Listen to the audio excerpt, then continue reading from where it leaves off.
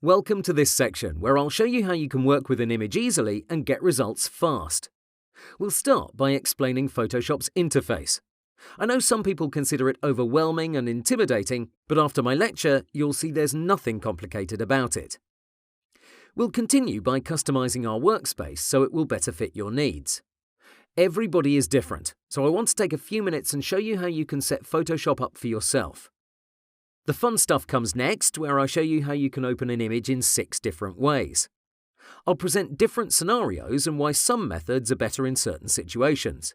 It seems like a straightforward subject, but you'll see you have lots of options for this apparently simple task. Once you have a project opened, you're bound to want to freely move around inside it. Panning, zooming, switching viewing modes, everything is covered and it's really easy to get. Because I'm giving you so many options to open an image, I decided to do the same for saving your projects. I'm talking about exporting your work in 5 different ways. Please don't worry about all these possibilities, you don't have to memorize them. As you continue with the course, you'll see me go through various scenarios where I present each option yet again. So you'll learn by watching and working along, not by memorizing.